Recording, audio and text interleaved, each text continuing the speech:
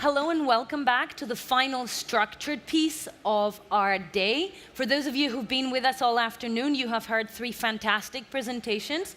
We will have those presenters back with us on this panel to answer some of my questions, have a conversation with each other, and then actually open it up to the open networking where you can grab a drink, grab our speakers, and ask them your own questions. Let's bring it back home. We have a room full of financial services professionals who, when they leave this room, might not think about quantum computing again until next year's Sibos. Tell us why that's a terrible idea. I think this is actually the time to jump in the boat. We are in this phase that we call quantum ready, and it's the best time to actually to throw these difficult problems to the quantum scientists. I think that's the best time actually to get the benefit to be the first leaders and actually seeing this technology moving along. So we're very excited. I mean, for example, working in a small startup at the moment, we're very excited to take the challenge and work with you directly into actually making this a reality. So I think it's the best time right now that we have the access to the devices and that we can program them and play with them. What happens if we don't come to the table? Who are you seeing coming to the table for these conversations? Right, it's a good question. So I think there are many segments of industry which are engaging with quantum computing research more and more, like perhaps pharmaceuticals, energy, these kind of sectors. So I think these large companies are seeing a lot of value already. I mean, one thing I would say is that there are also going to be many smaller companies springing up to perhaps provide these consultancy services and software services, which could be extremely valuable to the banking industry. So there may be different industry players who have different levels of appetite for engaging directly with quantum computing research, and some may not be keen on talking to the quantum computing companies directly. They would like someone to help them do that. And I think that this is another interesting development that we're seeing now, the growth of these kinds of companies. And I think it will be very important for banking industry players to either think about quantum computing directly or to engage with these kind of support services.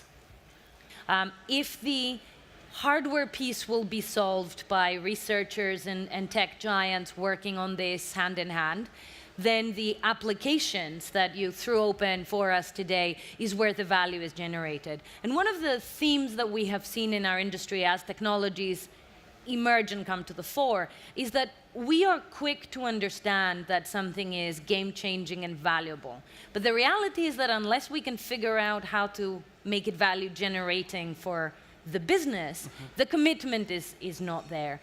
It's a long road, it's a long way. There needs to be an ecosystem, we understand that, but it remains a highly competitive industry. So how would you encourage us to engage in what needs to be cooperative, but actually will only succeed for us if it gives a competitive edge eventually?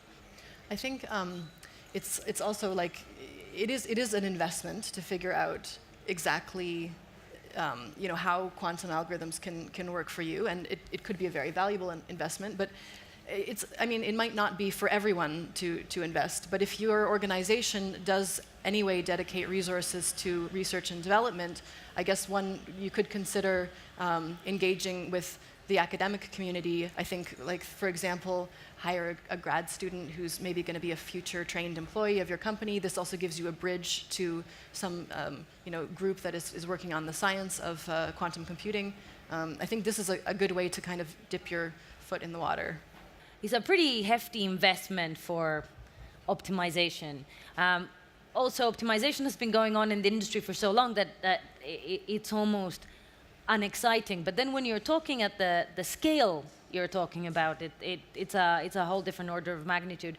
So give us a sense of what scale this needs to operate at to be meaningful.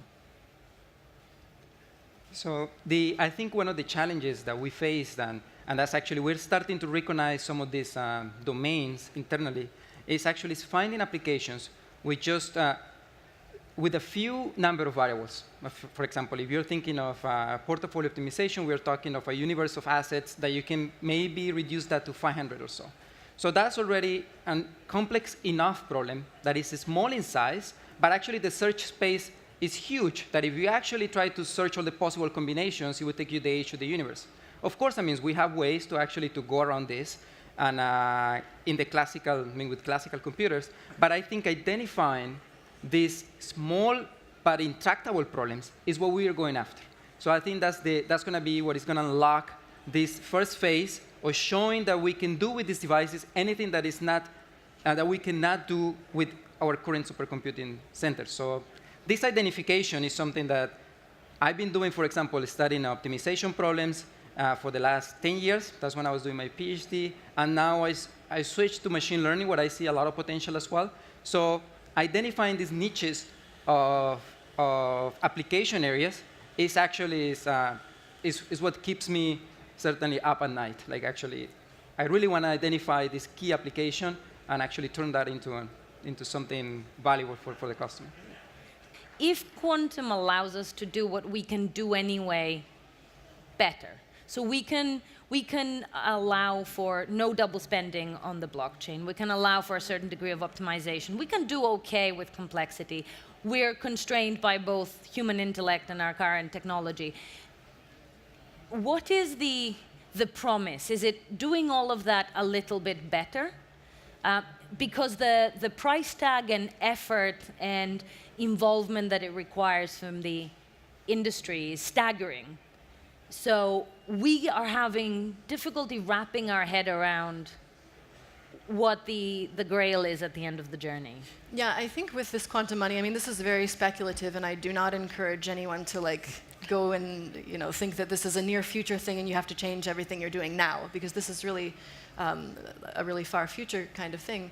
But I mean, I would say probably it would be, with quantum money, you could get something with a property that is not achievable with some kind of a classical money. So, for example, I mean, you don't need to have some kind of a public ledger for quantum money, and I'm sure I'm sure that's desirable in some situations. In other situations, maybe not. I mean, obviously, a huge drawback of quantum money is that it's huge and needs to be in a giant fridge. So, that's not great right now.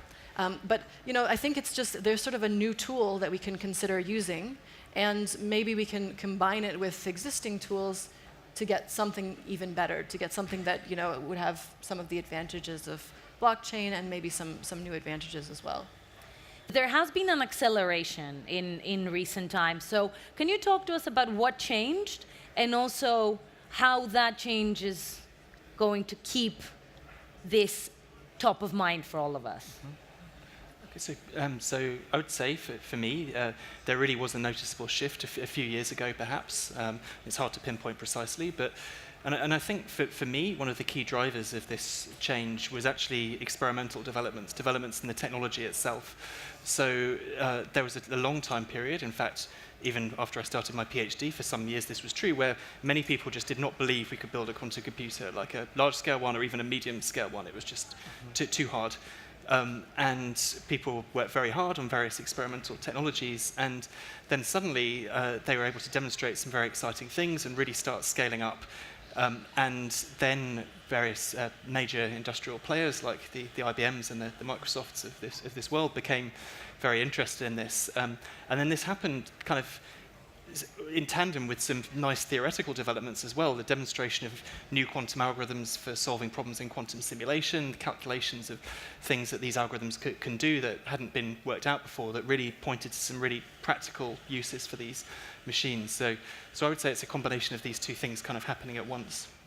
And it leaves us with an interesting tension, because mostly our organizations operate on a quarter-on-quarter basis, annual cycles. A 10 to 20-year window is almost unfathomable when you're trying to allocate resources.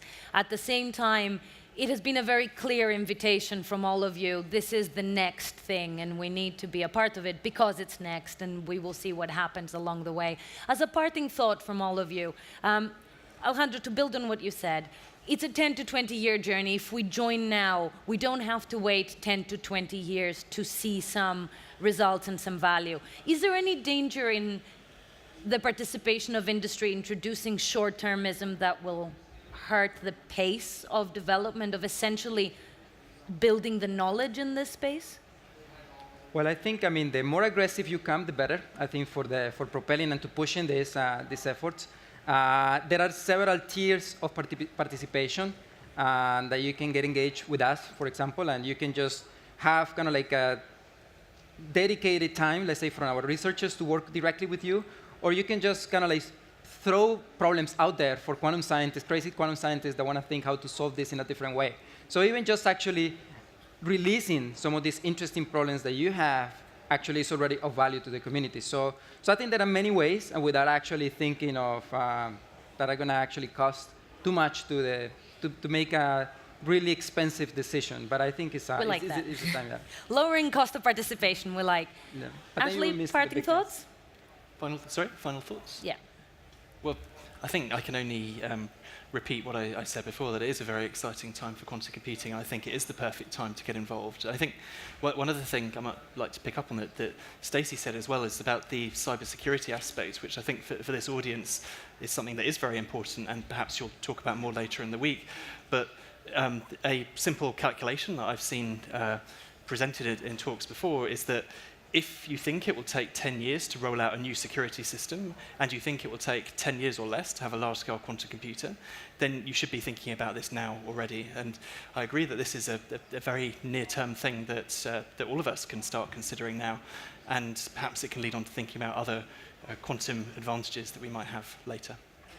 Stacey? Yeah, I guess I'll just add that I think there's not much to lose from just kind of taking a first step, maybe talking to some of us, or we can also recommend other ways of reaching out to academia or to consulting professionals and see if there is something in it for you and your organization. It's an uplifting message. It's a lot of information to take in today, but we're left with a promise of hope and access to our experts during our curated networking. So with this, thank you very much for being with us today. Thank you so much for sharing your knowledge and your insights, and thank you in advance for joining us for this networking.